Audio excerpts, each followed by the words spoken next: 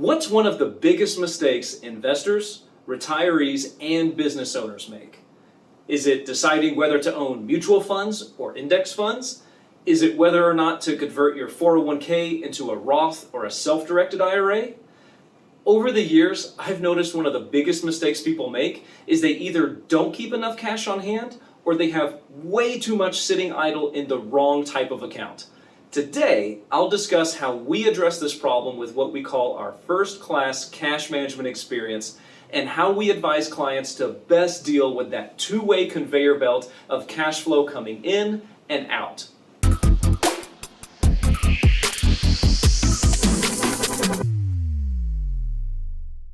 When you fly first class, you can expect things will be taken care of, and all you really need to do is sit back and enjoy the ride. Managing the complexities of cash flow between multiple income and expense sources can be overwhelming and frustrating. Our strategy greatly simplifies this by providing a simple but sophisticated strategy to distribute your emergency funds and expenses across 3 different accounts. We help to act as your air traffic controller to guide the direction of your income sources and expenses.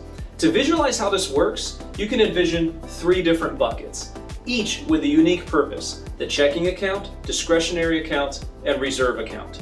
These are considered taxable, non-retirement accounts and serve many purposes. We've seen people with hundreds of thousands of dollars above the FDIC limit inside their checking account. These accounts are the lowest interest bearing and consistently get eroded away by inflation.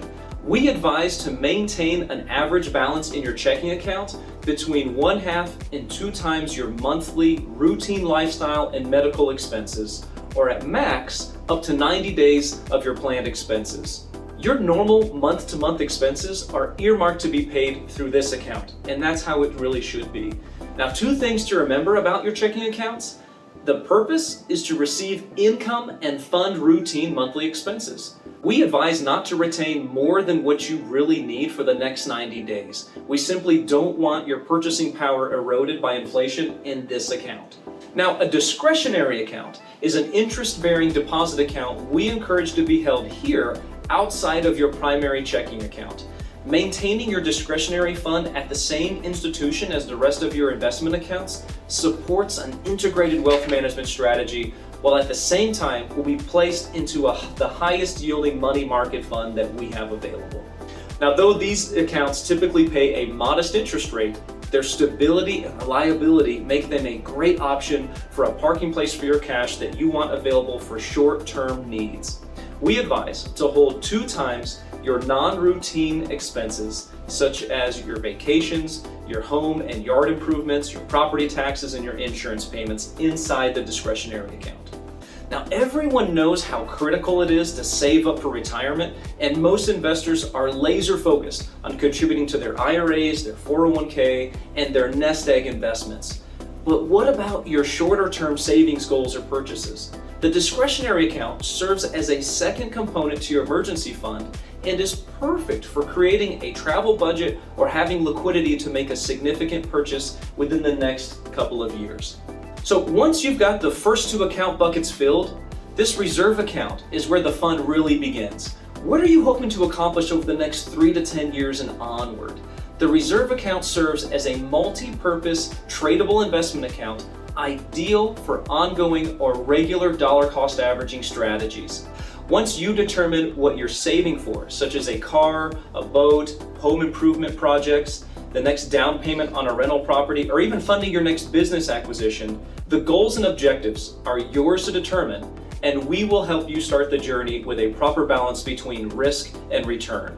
Now, it's very common in this account to be more conservative here than in your long-term investments such as your 401k or your IRAs, but not as conservative as your shorter-term savings accounts.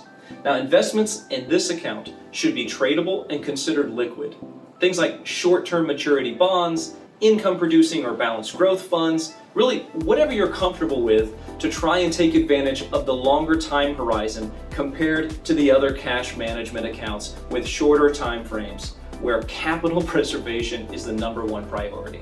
Whatever investments are chosen, they should be fully accessible in case of a financial emergency and are appropriately invested to exceed inflation by a multiple that you're comfortable with. We help delegate which expenses should be covered in which cash management account.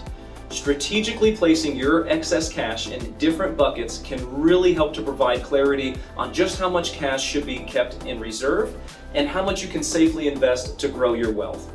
To learn more about how to have a first-class cash management experience, contact me today with the links provided in the description below. Thanks for watching.